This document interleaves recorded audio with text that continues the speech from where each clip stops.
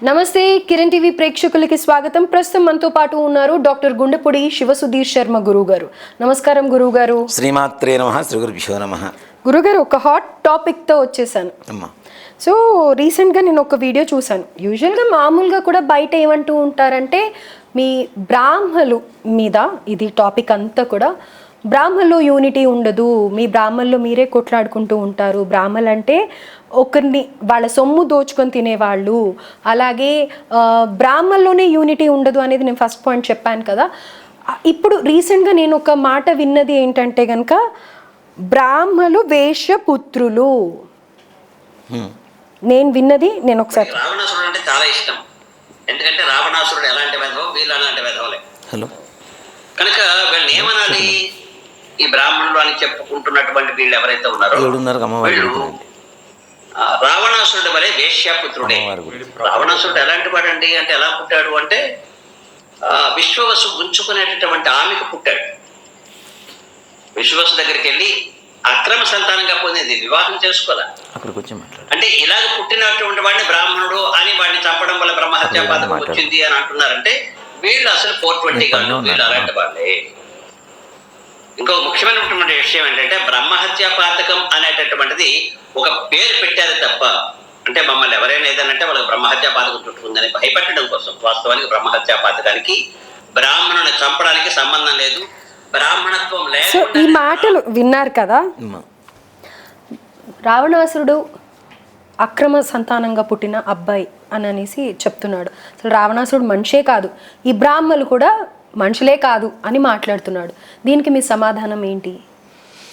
మళ్ళీ అది మాట్లాడేది కూడా బ్రాహ్మణుడే, శ్రీ వైష్ణవుడు. మరి మీరు బ్రాహ్మణులంతా ఒకటేగా, శ్రీ వైష్ణవులు ఇలా కేటగిరీస్ కూడా ఉంటాయా మీలో? అవునమ్మా. మొట్టమొదటిగా మన ఒక సంప్రదాయం శివకేశవుల భేదం అనేటువంటిది లేదు అనేటువంటిది ప్రతి ఒక్క హిందువు నమ్మదగినటువంటి సత్యం. వెంకటేశ్వర స్వామి, వెంకట ప్లస్ ఈశ్వరుడు, వెంకటేశ్వరుడు, అక్కడే అర్థమైపోయింది ఇద్దరు ఒకటేనని. అలాగే శివాయ విష్ణురూపాయ శివరూపాయ విష్ణవే శివస్య హృదయం విష్ణు విష్ణోశ్చ హృదయం శివ అనే శ్లోకం ప్రతి ఒక్కళ్ళు సంధ్యావందనంలో చదువుకునేటువంటి శ్లోకం. అలాగే శివంచ నారాయణంచ మాధవంచ మహేశ్వరం శూలపాణిం చక్రపాణిం చింతయామి సదాహృది అనేటువంటి శ్లోకాలు ఉన్నాయి. వీటిలో పరమార్థం ఏంటంటే శివాయ విష్ణురూపాయ శివరూపాయ విష్ణవే, శివుడు రూపమే విష్ణువు, విష్ణువు రూపమే శివుడు, ఇద్దరు ఒకటే రూపం, వేరు వేరు కాదు. శివస్య హృదయం విష్ణు, శివుడు హృదయంలో ఎవరున్నారు? విష్ణువు. విష్ణోశ్చ హృదయం శివ, విష్ణు హృదయంలో ఎవరున్నారు? శివుడున్నాడు. అలాగే మా గురువు గారు మాకు నేర్పినటువంటి ఒక ధర్మం ఉంది. శివాలయానికి వెళ్తే విష్ణుమూర్తిని ధ్యానించు, నీకు శివుడు పలుకుతాడు. విష్ణుమూర్తి ఆలయానికి వెళ్తే శివుణ్ణి ధ్యానించు, నీకు విష్ణువు పలుకుతాడు. ఎవరైతే హృదయంలో ఉంటారో, హృదయాంతరంగాలలో ఉంటారో ఆ దేవుళ్ళు తప్పనిసరిగా నిన్ను కరుణిస్తారు అని చెప్పి చెబుతుంటారు. నిజంగా బ్రాహ్మలు స్మార్తులు అనేటువంటి వాళ్ళు ఎవరైతే ఉన్నారో, స్మార్తులు అనుకోవచ్చు, వైదికులు అనుకోవచ్చు, వెళ్నాడులు, ద్రావిడులు, కాసల్నాటి, మురికినాటి, వైష్ణవులు, శ్రీ వైష్ణవులు, వైఖానసులు, పాంచ ఆగమ శాస్త్రాన్ని అనుసరించేటువంటి వాళ్ళు కొంతమంది, ఇలా చాలామంది ఉన్నారు. అయితే ఇక్కడ ఆయన మాట్లాడింది, సారీ ఫర్ ద ఇంటరప్షన్, నేను విన్న వీడియో ఏంటంటే అడ్డనామాల వాళ్ళు అని అంటున్నారు. ఆయన నిలువునామం పెట్టుకున్నాడు. నేను అనుకున్నా ఓకే అందుకని అలా మాట్లాడుతున్నారా అని అనేసి అని అనుకున్నాను. కానీ ఈ నామాలతో కూడా డిఫరెన్స్ ఉంటుందా మీలో? అదేనమ్మా, ఇక్కడ వైష్ణవుడు చచ్చాడు, ఇప్పుడు వాడే దాస్ పైలా అనేటువంటి వాడే చచ్చాడు అనుకుందాం. వాడిని శ్మశానానికి తీసుకెళ్తారా లేకపోతే గోదావరిలో తోసేస్తారా? శ్మశానంలో ఉండేవాడెవడు? శివుడు, సాక్షాత్ పరమేశ్వరుడు. నీతో తోడబుట్టినటువంటి వాళ్ళు, నిన్ను కట్టుకున్నవాళ్ళు, నువ్వు కన్నవాళ్ళు, నిన్ను కన్నవాళ్ళు అందరూ శ్మశానం వరకే వచ్చి, నిప్పుల వరకే వచ్చి, నిప్పుల్లో నువ్వు కాలిపోతుంటే దూరం నుంచి చూసేటువంటి వాళ్లే. కానీ ఆ సమయంలో నాకెవ్వరూ లేరు, నా వాళ్ళందరూ నన్ను వదిలేశారు అని చెప్పి ఆత్మ ఘోషిస్తూ ఉంటే, ఒరే నీకంటూ నేనున్నారా అని చెప్పి శివుడి అంటే ఒడిలో పడుకోబెట్టుకొని ఆత్మని శాంతపరుస్తూ ఉంటాడు. అందుకు శివుడు శ్మశానంలో ఉంటాడు. ఎవరూ లేరని ఘోషించేటువంటి ఆత్మకి నేనున్నా నీకు అని చెప్పి తోడు సపోర్ట్ ఇవ్వడం కోసం శివుడు శ్మశానంలో ఉంటాడు.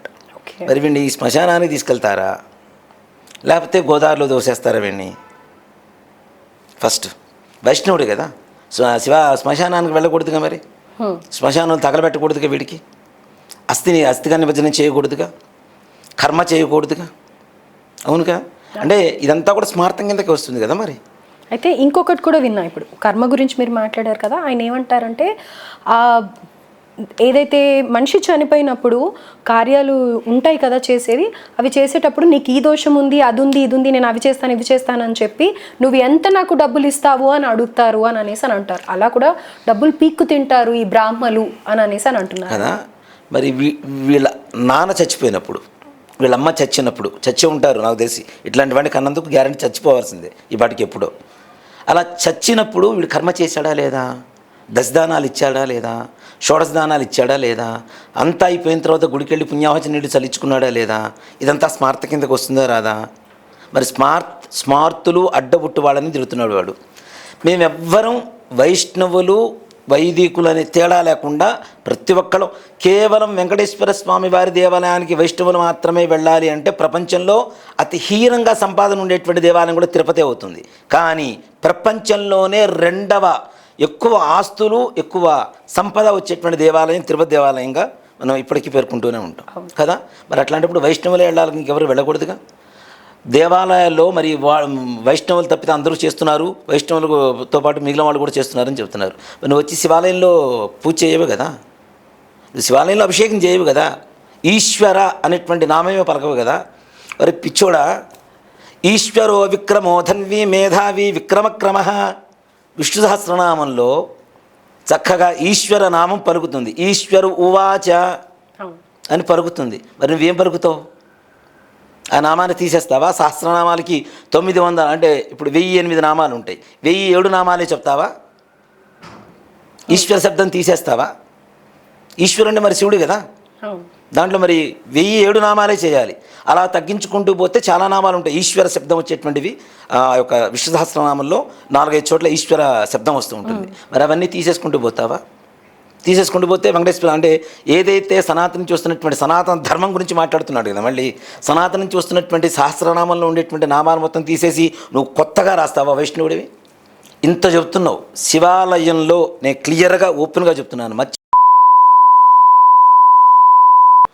లాం అమరావతి, గుంటూరు జిల్లా అమరావతికి వెళ్ళేటువంటి దారిలో లాం అనేటువంటి ఒక విలేజ్ ఉంటుంది. ఆ విలేజ్లో వెంకటేశ్వర స్వామి వారి ఆలయ ప్రతిష్టకి చిన్నజీయర్ని ఆహ్వానించారు రమ్మని చెప్పి. వైష్ణవ సంబంధం కదా, రమ్మని ఆహ్వానించారు. ఆహ్వానిస్తే శివాలయం ముందు నుంచే వెళ్ళాలి, ఆ గుడి మూస్తే నేను వస్తానని చెప్పాట ఆయన. మరి స్టాచ్యూ ఆఫ్ ఈక్వాలిటీ అని కట్టారు కదా. మాటలు చెప్పడానికి 100 చెప్తాం, చేయడానికి వేరు. దానికి ప్రత్యక్ష సాక్షిని నిదర్శనం నేనే. ఇంకొక విషయం కూడా చెప్తాను మీకు, ఇంకో నిదర్శనం కూడా చెప్తాను నేను. అయితే ఆ ఊరి చైర్మన్ ఉండి నువ్వు రాకపోయినా పర్లేదు ఇంకో స్వామీజీని పిలిపించుకుంటా అని చెప్పి ఆయన వెనక్కి పంపించి వేరే స్వామిని పిలిపించుకొని వెంకటేశ్వర స్వామి ప్రతిష్ఠ చేయించుకున్నారు. చిన్నజీయర్ని వెనక్కి పంపించి.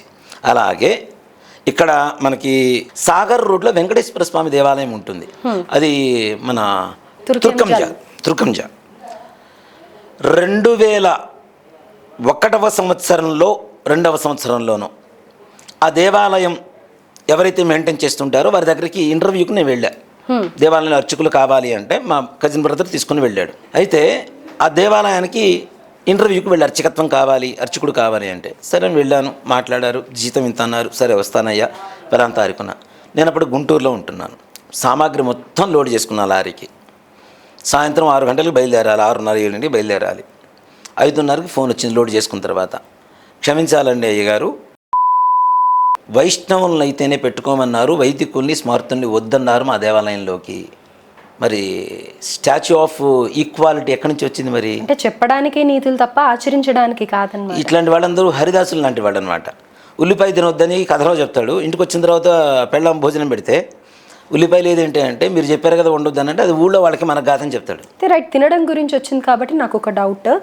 మీ బ్రాహ్మణుల్లో కూడా మామూలుగా నేను మీ అని సంబోధించడంలో తప్పుగా తీసుకోకండి, బ్రాహ్మణుల్లో కూడా చాలామంది నాన్ వెజ్ తింటారు, డ్రింక్ చేస్తారు అని అంటారు. అంటే వాళ్ళు పుట్టి పెరిగిన వాతావరణంని బట్టి డెఫినెట్గా అలవాటు ఉండొచ్చేమో. కానీ నా ప్రశ్న ఏంటంటే నిజంగా బ్రాహ్మణులు అందరూ కూడా తింటారా, లేకపోతే తినడం తప్ప ఏంటంటారు? దీనికి మీరు ఇచ్చే సమాధానం ఏంటి? నేను ఒక మాట చెప్తానమ్మా, మద్య మాంసాలు బుద్ధిని మారుస్తాయి, మనం తినేటువంటి ఆహారం ఏదైతే ఉంటుందో, మనం మాట్లాడేటువంటి సాత్వికత, మన ఆలోచన విధానం, షార్ప్నెస్ని కూడా పెంచడం, ఇలాంటివి చేస్తూ ఉంటాయి.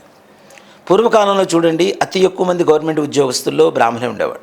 దాంట్లో ముఖ్యంగా ఐఏఎస్, ఐపీఎస్లు, ప్లస్ పర్సనల్ సెక్రటరీస్, ఈ చీఫ్ సెక్రటరీలు, తర్వాత బ్యాంక్ జోన్కి వెళ్తే పక్కా బ్రాహ్మిన్స్ మాత్రమే అకౌంట్స్కి ఉంటారు. అంటే వాళ్ళు జాగ్రత్తగా ఉంటారు, సాత్వికంగా ఉంటారు, సేమ్ టైం ఆలోచన విధానం కూడా చాలా షార్ప్గా ఉంటుంది. స్పాంటిన్యూస్గా వెంటనే ఆలోచించి ఏదైనా స్టెప్ తీసుకోవడానికి అవకాశం ఉండేటువంటి పరిస్థితులు ఉంటుంది. అది దేనివల్ల వస్తుందంటే కేవలం తినేటువంటి ఆహార నియమాలు, ఉండేటువంటి అలవాట్లను బట్టి ఉంటుంది. ఇప్పుడు ఎవడో ఒకడు మందు తాగాడు, మాంసం తిన్నాడు అనుకుందాం. వాళ్ళల్లో నిజంగా నేను తినరా అని చెప్పడం, చాలామంది తింటున్నారు. ఇప్పుడు నా దగ్గరకు వచ్చి చాలామంది చెబుతుంటారు, మీ బ్రాహ్మణులు తినబట్టే మాకు నాన్ వెజ్కి రేట్లు పెరిగినాయి. నేను ఒకటే మాట చెబుతా, ఎడంకాలతో తీసుకొని కొడతా గ్యారంటీ. నా ముందు మాట్లాడితే ఎవడో తాగాడు, ఎవడో తిన్నాడని చెప్పి బ్రాహ్మణులందరినీ ఒకే కట్టేయడం కరెక్ట్ కాదు. అలాగే మీ తాత తిరుగుబోతు అనుకుందాం, మరి తిరుగుబోతు వంశంలో పుట్టిన వాళ్ళందరూ ఏమవుతారు? తిరుగుబోతులు అవుతారు కదా. మరి నువ్వు కూడా తిరిగిపోతానని అడిగితే వాడు ఏం చేస్తాడు? నోరు మూసుకొని పోతాడా లేదా? అలాగే అంటే నేను ఇక్కడ అడగడం ఏంటంటే, నేను విన్నది ఏంటంటే మీలో కూడా ఒక కేటగిరీ వాళ్ళకి తప్పు లేదు అని విన్నాను. అదే వాళ్ళు ఎవరు అంటే ముఖ్యంగా వైష్ణవులే. ఇప్పుడు చూస్తున్నాడు కదా దాస్ పైలా, ఓకే, వాడే ఆ జాతి వాళ్ళే నా దగ్గర 4 పనిచేశారు. 4 వాళ్ళ పేర్లు చెప్పడం, ఇంకా పిల్లలే కాబట్టి వాళ్ళ పేర్లు చెప్పడం భావ్యం కాదు. వాళ్ళకు ఉండేటువంటి అలవాట్లు చెప్తా. ఆదివారం వచ్చేసరికి సెలవు అడిగేవాడు నా దగ్గర.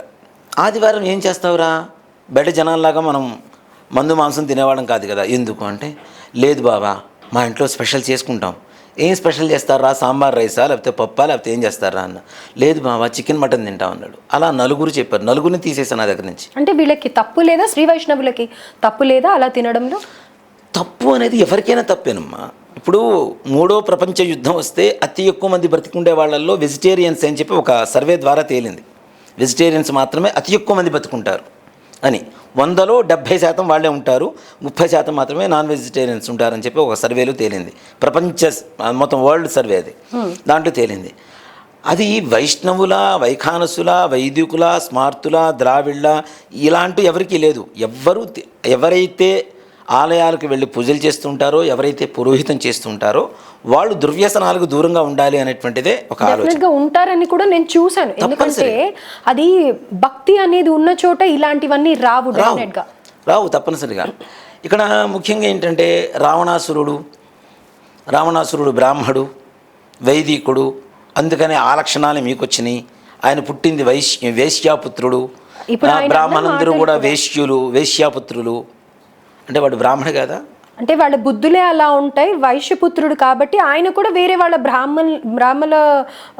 బ్రాహ్మణుడిగా పుట్టి వేరే ఆడవాళ్ళని తీసుకెళ్తూ ఉంటాడు. బ్రాహ్మణులు అందరూ కూడా అంతే అని అనేసి అంటున్నారు. ఆయన వైష్ణవులు ఎంతమందిని చూపించమంటారు? ఇల్లీగల్ కాంటాక్ట్ ఉన్న వాళ్ళని ఎంతమందిని చూపించమంటారు?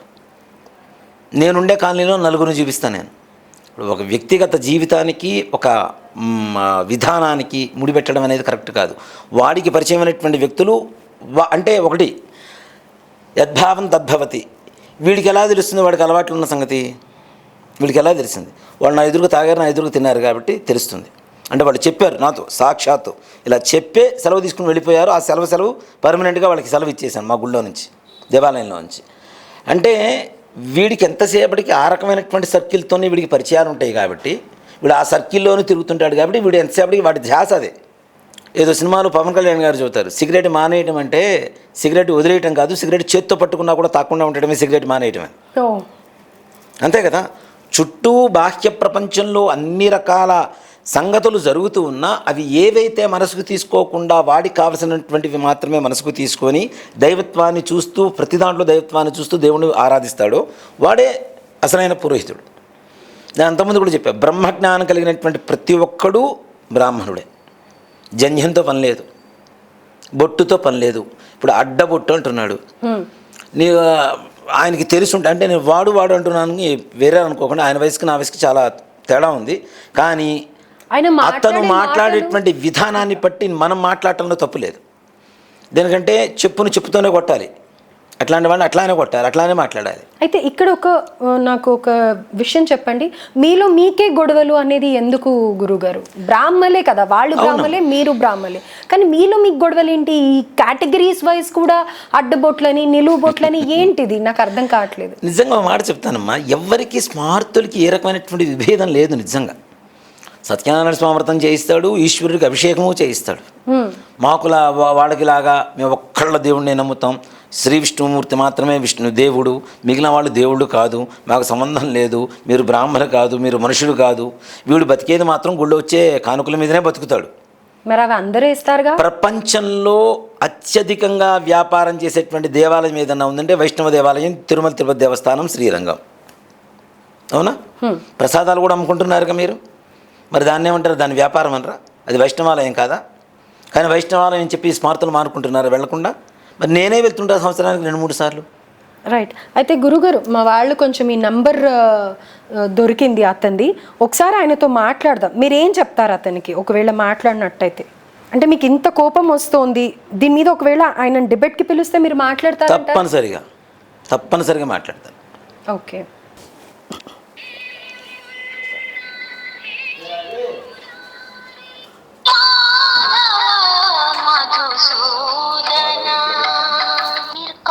కాల్ ఆన్సర్ చేయట్లేదు. సరే, ఆన్సర్ చేయట్లేదు, మళ్ళీ ఒకసారి ట్రై చేద్దాం మనము. అయితే అతను వస్తే మీరు ఏం మాట్లాడతారు గురువుగారు? ఇన్ కేస్ అతన్ని రమ్మని చెప్తారా మీరు? ఎలా అంటారు? తప్పనిసరిగా అతను వస్తే అతనితోనే మాట్లాడదామమ్మా.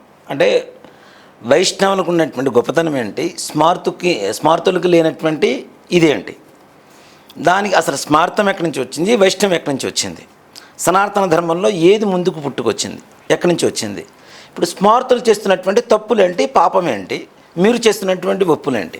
ఓ మాట చెప్పాలంటే, పూర్వకాలంలో మనం అన్నం తింటూ ఉంటాం. అన్నం తింటూ ఉంటే ఒక రాయి వేస్తే ఏం చేస్తాం, మనం తీసి పక్కన పడేస్తాం. కానీ ఇట్లాంటి వెధవులు కొంతమంది ఉంటారు. వీళ్ళు ఏం చేస్తారంటే రాయిని నవిలి పక్కన పడేస్తారు. దేనికంటే ఒక లింగడ చచ్చినట్టేరా అని. ఆ వెధవులకు అర్థం కాని విషయం ఏంటంటే, ఒక లింగాన్ని చంపాలనుకుంటే 4 ముక్కలైతే 4 లింగాళ్ళు అవుతారు. కరెక్ట్. ఒక రాయిని పగలు కొడితే 4 లింగాళ్ళు అవుతారు. అందుకని వీళ్ళ నాశనానికి వచ్చింది. ఓ మాట చెప్పాలంటే ఒకటి చెప్తానమ్మా, ఈ సనాతన ధర్మంలో ఒకళ్ళని తిట్టుకోవడం అంటే, నిజంగా చెప్పాలంటే ఇలా మాట్లాడడం కూడా నాకు బాధాకరంగానే ఉంది. ఎందుకంటే సాటి బ్రాహ్మడు, కానీ వయసు పెద్దవాడు, ఆయన మాట్లాడుతున్నటువంటి భాష కానీ ఆయన వయసుకు కానీ సంబంధం లేదు. అలానే ప్రతి ఒక్కరి వైశ్యపుత్రుడు ఎవడు వేశ్యపుత్రుడు ఎవడు? నువ్వు కాదా? నాకు తెలిసి వాడు ఎదే ఉంటాడు, అందుకని ఎదుడు వాళ్ళని అట్లానే కనబడుతూ ఉంటారు వాడికి. ఇప్పుడు రావణాసురుడిని ఎవడు మెచ్చుకున్నాడు?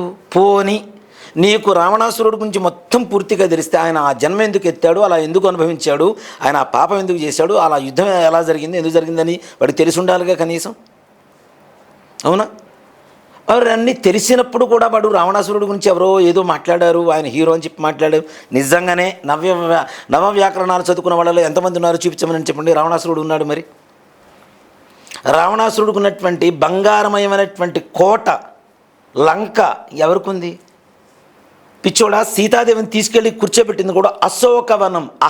శోకం, ఏడుపు లేనటువంటి శోకం వనం ఏదైతే ఉంటుందో అక్కడ కూర్చోబెట్టాడు సీతాదేవిని తీసుకెళ్ళి. బాధ అనేది తెలియదు ఆ వనంలో ఉండేటువంటి వాళ్ళకి. అశోకము, అంటే కాదు, లేదు, రాదు. శోకము అంటే బాధ తెలియనటువంటి వనంలో కూర్చోబెట్టాడు సీతాదేవిని. అలాంటి వనం నీకు ఎక్కడన్నా ఉందా? రావణాసురుడు గొప్ప కాదా తీసి పక్కన పెడితే అది ఒక కారణ జన్మ.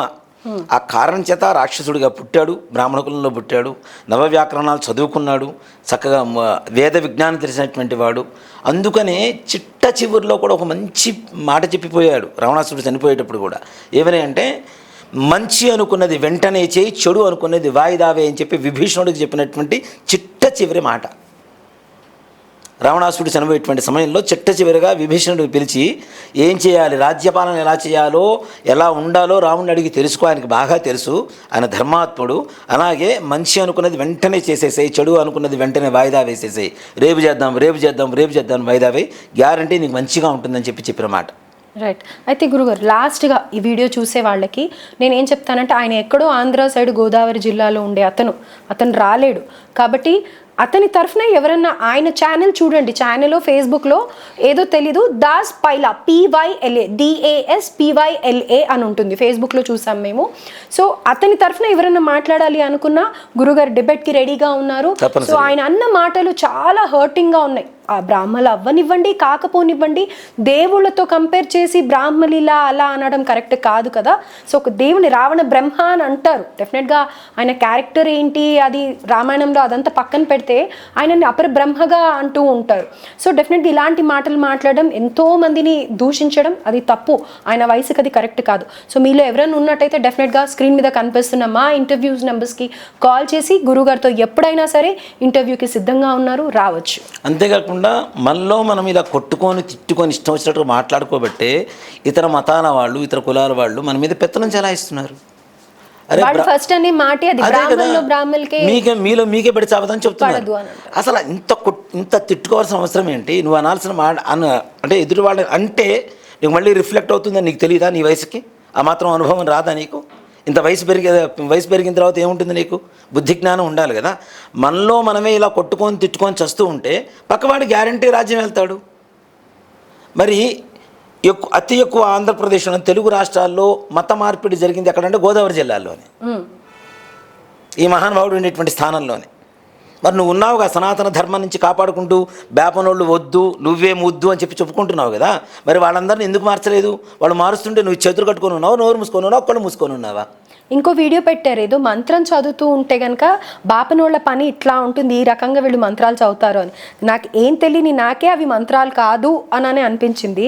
మరి ఆయన ఎలా మరి అంత జ్ఞానం ఉన్న అతను బ్రాహ్మడు అని చెప్పుకుంటున్నాడు. బ్రాహ్మడా కాదా అని చెప్పి తెలుసుకున్న తర్వాత ఇతను మాట్లాడాలి. అది అసలు బ్రాహ్మడా కాదా అని తెలుసుకోలేని దీంట్లో ఉండి కూడా బ్రాహ్మణుల్ని కమెంట్ చేస్తున్నారు కదా. మరి అది చాలా విడ్డూరంగా అజ్ఞానంలో ఉండి మాట్లాడుతున్నాడు. బయటికి రమ్మని చెప్పండి. ఆ విష్ణుమూర్తి అంటే మాకు ప్రాణం, అంటే తల్లితో సమానంగా చూస్తాం, ఈశ్వరుని తండ్రితో సమానంగా చూస్తాం మేము. అనేక కథల్లో కూడా చెప్పబడుతుంది అదే. భస్మాసురుడి కథలో కావచ్చు, ఇంకో కథలో కావచ్చు, విష్ణుమూర్తి స్త్రీ అవతారం ఎత్తుతున్నాడు, ఈశ్వరుని కాపాడుతున్నాడు అని చెప్పి చాలా కథలు వింటూనే ఉన్నాం మనం. మరి ఇన్ని వింటున్నా వాళ్ళిద్దరు భార్యాభర్తలుగా ఉంటున్నారు, ఇదిగా ఉంటున్నారు అని చెప్పి మనం వింటూ ఉన్నా, వాళ్ళిద్దరు ఒకటే అని చెప్తూ ఉన్నా, శాస్త్రాలు చెప్తూ ఉన్నా, విష్ణు సహస్రనామంలో శ్రీరామ రామ రామేతి రమే రామే మనోరమే సహస్రనామ దుత్తుల్యం రామనామ వరాన్ అనేటువంటి శ్లోకాన్ని ఈశ్వరు ఉవాచ అని చెప్పి చెబుతున్నాము, ఈశ్వరుడే చెప్పాడని చెప్తూ ఉన్నాము. మరి శ్రీరాముడు గురించి అంటే రామనామం గురించి విష్ణుమూర్తి శివుడు చెప్పాడు అని. అలాగే ఎప్పుడైతే రావణాసురుని సంహరించాడో బ్రాహ్మణుడు, వాడు రాక్షసుడు కావచ్చు, మద్యమాంసాలు తినొచ్చు, 1000 అలవాట్లు ఉండొచ్చు, వాడు పుట్టిన జాతి ఏదైతే ఉందో ఆ జాతిలో పుట్టాడు కాబట్టి వాడిని చంపిన పాపం ఎక్కడ అంటుకుంటుందో అనే రామేశ్వరంలో ప్రతిష్ఠ చేశాడు మరి శివుడిని. అందుకనే రామ ప్లస్ ఈశ్వరం రామేశ్వరం వచ్చింది. బ్రహ్మహత్యాపాతకం చేశాడనే సముద్ర తీరంలో శివలింగాన్ని ప్రతిష్ఠ చేయడానికి ఆంజనేయ స్వామి వారిని శివలింగం తీసుకురమని చెబితే ఆయన వచ్చేసరికి ముహూర్తానికి ఆలస్యం అయితే ఇసుకనే శివలింగంగా తయారు చేసి సైకతలింగం అంటాం దాన్ని మనం. ఇసుక అంటే సైకతలింగాన్ని చేసి ప్రాణప్రతిష్ఠ చేస్తే ఆంజనేయ స్వామి వారు వచ్చి నేను తీసుకొచ్చిన శివలింగాన్ని ప్రతిష్ఠ చేయాలని చెప్పి తోకతో లాగబోతుంటే ఆ శివలింగం రాలేదు. అదే ఇప్పటికీ మనం చూస్తున్నటువంటి సైకతలింగం. మరి రాముడే ఈశ్వరుని ప్రతిష్ఠ చేశాడు, ఈశ్వరుడేమో రాముడి గురించి రామతారక మంత్రాన్ని చెబుతూ ఉన్నాడు. నువ్వెవడు మధ్యలో వాళ్ళిద్దరి మధ్యలో భేదాలు పెట్టడానికి? నువ్వెవడు, నీ గురువెవరు, నీ చిన్నజీయరెవడు? ఇవన్నీ అంటున్నారు మీరు. మరి అవునమ్మా, మరి ఆయన చేసి నేను చెప్తున్నా కదా, నా కడుపు కొట్టాడు ఒకప్పుడు. మరి శివాలయాల్లోకి వెళ్ళాడు. నిజంగా ఒక శివాలయం కట్టిన చోట విష్ణుమూర్తి ఆలయాలు చాలా చూపిస్తాను నేను మీకు. కేవలం వైష్ణవాలయాల్లో ఎక్కడైనా సరే ఆ ఈశ్వరుని చూపిస్తారు అని చూపించండి, ఉండవు. మరి ఇప్పుడు నువ్వు స్టాచ్యూ ఆఫ్ ఈక్వాలిటీ టెంపుల్ కట్టావు కదా, 108 క్షేత్రాలు కట్టుకున్నావు నువ్వు. అంటే మరి అక్కడ కూడా పెట్టారా స్మార్తులు రాకండి, బ్రాహ్మణుల్లో ఈ కేటగిరీస్ రాకండి అని? మరి అలాంటివి ఏమన్నా ఉన్నాయా? పెట్టాలి కదా, మరి పెట్టలేదు. పెడితే డబ్బులు రావు కదా, మరి ఎంట్రీ టికెట్లు రావు, కార్యక్రమాలు జరగవు. ఇవన్నీ దోచుకోవడానికి మరి దోచుకునేది ఎవడు, వాడా లేకపోతే ఇంకెవడన్నానా? వైష్ణవం అని చెప్పి పేరు చెప్పుకొని ఆలయాల్లో చేసేవాళ్ళు ఎవరు? మీరు కాదా? అంటే స్మార్తుడు గుళ్ళలో చేయకూడదని అక్కడ శాస్త్రం రాసుందా? నువ్వే చేయాలని రాసుందా? మరి వైష్ణవులు వచ్చి గృహప్రవేశాలు పెళ్ళిళ్ళు చేస్తున్నారా లేదా? మరి వాడు ఎందుకు ఎక్కుతున్నాడు పీట? వాడు ఎందుకు విఘ్నేశ్వర పూజ చేస్తున్నాడు? విశ్వక్సేనుణ్ణే నమ్ముకొని ఆయన మాత్రమే పూజ చేయాలని చెప్పి మీ శాస్త్రంలో రాసుంటే వాడొచ్చి గణపతి పూజ ఎందుకు చేస్తున్నాడు? మంగళ గౌరీ పూజ ఎందుకు చేస్తున్నాడు? గౌరీ అంటే ఎవరు? ఈశ్వరుడు భార్య గౌరీ. మరి మంగళ గౌరీ పూజ ఎందుకు చేయిస్తున్నాడు? మీ వాడు చేస్తేనేమో ఒకటి, ఇంకొకళ్ళు చేస్తేనేమో ఇంకొకటి. ఎప్పుడైతే వైష్ణవుడు బయట పురోహితానికి తిరగడం మొదలుపెట్టాడు, పురోహితుడు స్మార్తుడు వేరు, వైష్ణవుడు వేరు. వైష్ణవులు అంటే ఆలయాల్లోనే చేయాలి, నేను కాదని చెప్పను. శివాలయాల్లో మీరు చేయరు. శివాలయంలో శివార్చకులు, తంబళ్ళు అని చెప్పి ఉంటారు, శివార్చకులు అంటాం, వాళ్ళు చేస్తారు. మిగిలిన ఆలయాలు, కొన్ని దేవాలయాల్లో స్మార్తులు కూడా చేస్తున్నారు. ఇప్పుడు నేనే చేస్తున్నా, ఆంజనేయ స్వామివారి దేవస్థానంలో చేస్తున్నా నేను. వైష్ణవులు చాలామంది వచ్చి వెళ్ళారు, మరి నేనే 21 సంవత్సరాల నుంచి నిలదొక్కొని ఉన్నా అదే దేవాలయంలో. మరి ఎట్లా ఉన్నాను మరి? ఇంకోటి, ఈ శ్రీ వైష్ణవులు వైదికుల్ని వాళ్ళని మ్యారేజ్ చేసుకోరు కదా, అసలు అమ్మాయిని ఇవ్వడం కానీ అబ్బాయిని ఇవ్వడం కానీ ఉండదు, అట్లా ఉండదుగా. ముఖ్యంగా చెప్పాలంటే ఇప్పుడు వాళ్ళు ఇచ్చి చెయ్యరు, వైదికులకి ఇవ్వరు, నియోగులకి ఇవ్వరు, ఎవరికి ఇచ్చుకోరు. కానీ ఇతర కులాలని ప్రేమించి పెళ్లి చేసుకుంటే ఏం చేస్తున్నారు మరి? ఇతర మతాలని, ఇతర కులాలని ప్రేమించి పెళ్లి చేసుకుంటుంటే నోరు మూసుకొని పెళ్లి చేస్తున్నారా లేదా? కొద్ది రోజుల తర్వాత మీ ఇంటికి రప్పిస్తున్నావా లేదా? అదే మనవాడిని సంకరించుకొని తిరుగుతున్నావా లేదా? ఇదే సినిమా సప్తపది అనేటువంటి ఒక స్టోరీ ఏదైతే వచ్చిందో ఇట్లాంటివి వచ్చింది. ఒక మాట చెప్పాలి అంటే సప్తపది, వంశవృక్షం, ఇట్లాంటి సినిమాలు చూడాలి. పూర్వం వెనకటి సినిమాలు, విశ్వనాథ్ గారి సినిమాలు ఇవి. వాటిల్లో అంటే బ్రాహ్మణత్వం అనేటువంటిది బ్రహ్మజ్ఞానం మాత్రమే, బ్రహ్మజ్ఞానం కలిగినటువంటి ప్రతి ఒక్కడు బ్రాహ్మణుడు అని చెప్పడమే ఆయన చేసినటువంటి సినిమాలకు ఒక పరమార్థం. ఎంచుకున్న కథాంశం అది. కానీ ఇక్కడ వైష్ణవులు, వైఖానసులు, నిజంగా నేను చెప్తున్నాను, నాకైతే చాలా చాలా బాధగా ఉంది. వైష్ణవుడు కావచ్చు, వైఖానసుడు కావచ్చు, వైదికుడు కావచ్చు, అందరూ బ్రాహ్మణే. మనలో మనం కొట్టుకొని తిట్టుకొని ఈ విధంగా రోడ్డును పడబట్టే మన గతి అధోగతి అవుతుంది. నిజంగా చెప్పాలి అంటే బ్రాహ్మణుల్లో ఒక పివి నరసింహారావు గారు తెప్పించి ఎవరైనా మినిస్టర్ అయ్యి ఒక రాజ్య పరిపాలన చేసిన వాళ్ళని ఒక్కరిని చూపించండి దాఖలాలు. ఓసీ అని కొట్టుకుంటూ ఉంటారు. ఓసీ అంటే ఏముంది? చదువుకోవడానికి పుస్తకాలు ఫ్రీగా ఇవ్వరు, యూనిఫామ్లు ఫ్రీగా ఇవ్వరు, స్కూల్ ఫీజుల్లో ఎక్కడ ఎగ్జామ్షన్ ఇవ్వరు, ఇంకా వీడు కట్టాల్సింది పూర్తి కట్టాల్సిందే. చదువుకున్న తర్వాత కూడా పాస్ మార్క్స్ వస్తే వీడికి జాబులు రావు. 100కి 99, 100 వస్తేనే వీడికి జాబులు వస్తాయి. ఆ జాబులు కూడా ఉన్నాయా లేవా అంటే ఫస్ట్ రిజర్వేషన్స్తోనే కొట్టుకుపోతాయి. మరి ఇంకేం చేస్తారు? ఉన్నవాడు ఏం చేస్తాడు? కులవృత్తి చేసుకోకుండా వేరే వృత్తి అయితే చేసుకోలేడు కదా. మరి ఇప్పుడు ఆయన పోయి చెప్పులు కుట్టమనండి, చెప్పులు షాపులో పనిచేయమని చెప్పండి. ఆయన వైష్ణవుడే కదా, చేయమని చెప్పండి, చెప్పులు కుట్టుకోమని చెప్పండి. ఆయన సనాతన ధర్మం గురించి మాట్లాడుతున్నాడు కదా. ఒక బ్రాహ్మణుడి కానివ్వండి, ఒక మతాన్ని కానివ్వండి, దేని కూడా ద్వేషించేటువంటి హక్కు, అధికారం మనకు లేదు. కానీ ఎదుడు వాళ్ళల్లో ఉండేటువంటి దైవత్వాన్ని చూడకుండా ఎంతసేపటికి నీకు ఏదో నీ పక్కన ఉండేటువంటి వాళ్ళందరూ రాక్షసులు అయితే, ఇప్పుడు ఒకటే సింపుల్గా చెప్తానమ్మా, యద్భావం తద్భవతి. నేను చాలాసార్లు చెప్తుంటా ఇదే మాట. ఎదుడు మనిషి మనకి అద్దం లాంటి వాడు. మనలో ఏది ఉంటే వాళ్ళు అదే రిఫ్లెక్ట్ అవుతూ ఉంటుంది.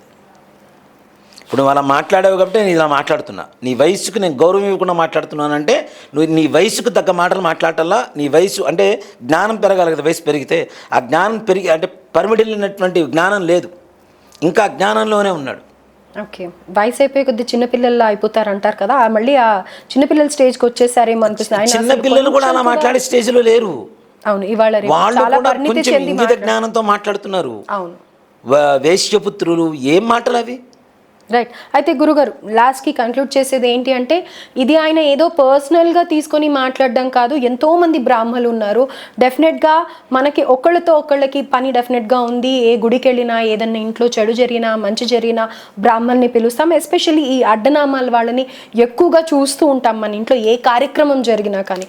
అయితే వీళ్ళకి గొడవ ఏంటి అని చెప్పి నేను కూడా ఫస్ట్ ఈ టాపిక్ తీసుకోవడానికి కొంచెం సందేహించాను. డెఫినెట్గా ఆ వీడియోస్ చూసిన తర్వాత నాకు చాలా బాధేసింది. అలాంటి మాటలు ఉపయోగించకూడదు డెఫినెట్గా. సో గురుగారు మాట్లాడే దాంట్లో తప్పు ఉంది అని మీకు అనిపించినట్టయితే ఒక్కసారి ఆయన వీడియోస్, నేను చెప్పాను కదా దాస్ పైలా అని, ఆ వీడియోస్ కూడా చూడండి. ఎవరైనా మాట్లాడాలనుకుంటే డెఫినెట్గా రండి, కన్క్లూజన్ ఇచ్చేయండి గురుగారు. ఇంకొక్కటే, వైష్ణవులు అర్చకులు ఆలయాల్లో చేస్తూ ఉంటారు. అర్చకుడివి మాత్రమే, అర్చనలు చేసేందుకు, స్వామివారిని అర్చించేందుకు మాత్రమే నీ బతుకు. పురోహితుడు అంటే పురమునకు హితము చేసేటువంటి వాడు పురోహితుడు, వాడే స్మార్తుడు. నువ్వు ఒక గుడిని చూస్తున్నావు, ఉండేటువంటి గ్రామాన్ని కానీ పట్టణాన్ని కానీ ఏదైతే ఉందో, మొత్తం ప్రపంచం మొత్తం ఏదైతే ఉందో దీని మొత్తాన్ని హితము చేసేటువంటి వాడు, మంచి చేసేటువంటి వాడు ఎవరైనా ఉన్నాడంటే వాడు పురోహితుడు మాత్రమే.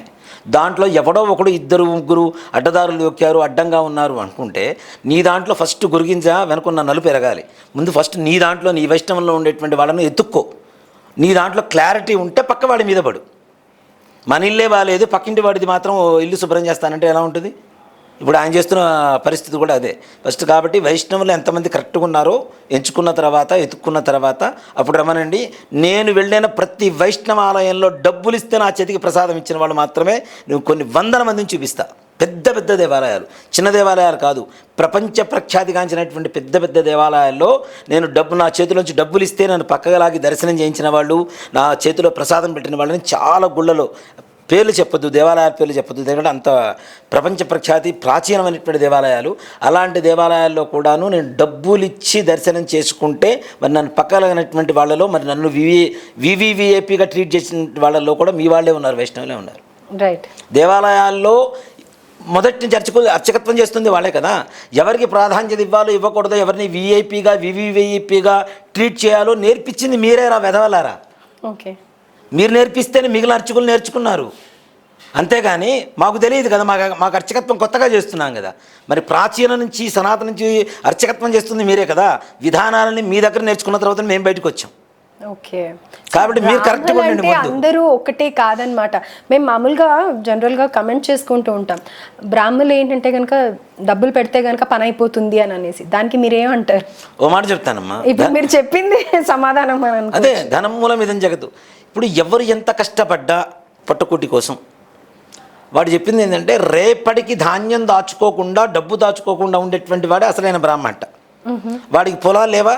వాడి పొలాలు ఉంటే అర్జెంట్ రాసి ఇవ్వాలి ఎవరికన్నా. ఇల్లు కానీ, పొలాలు కానీ, స్థలాలు కానీ ఏమైనా ఉంటే రేపటి గురించి ఆలోచించకూడదు వాడికి. కాబట్టి వాడి బతికినంతగానో అద్దె నేను కడతా ఇంటికి, వాడికి ఉన్నటువంటి ఆస్తి మొత్తం రాసి ఇచ్చేయాలి ఎవరికన్నా. రైట్. అయితే గురుగారు, దాస్ పైలాకి ఏం చెప్తారు? ఇతర బ్రాహ్మణులు ఎవరైతే చూస్తున్నారో వాళ్ళకి ఏం చెప్తారు? అయ్యా పైలాదాస్ గారు, మీ వయసుకు నమస్కారం. మీరు మాట్లాడుతున్నటువంటి మాటల్ని నేను వీడియోలో చాలా విన్నాను.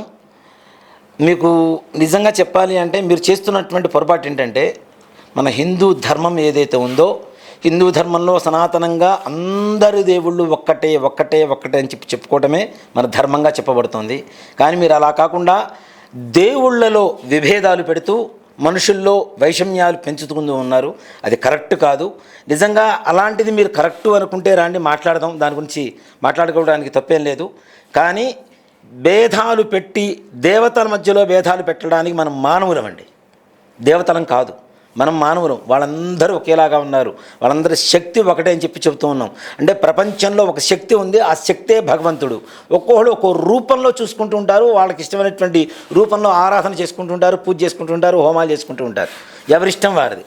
దాన్ని కాదని చెప్పడానికి మీకు నాకు ఎవరికీ అధికారం లేదు. కాబట్టి దయచేసి దేవుళ్ళ మధ్యలో విభేదాలు పెట్టకండి. మనుషులలో ఒక కన్ఫ్యూజన్ అనేది మాత్రం రేకెత్తించి దాన్ని ఎక్కువ చేసి వాళ్ళని అంటే ఎటు కాకుండా మన మతాన్ని, మన ధర్మాన్ని నమ్మకూడని పరిస్థితిలోకి మాత్రం దయచేసి తీసుకురావద్దని చెప్పి మీకు మనవి చేస్తున్నాను. ధన్యవాదాలు గురుగారు.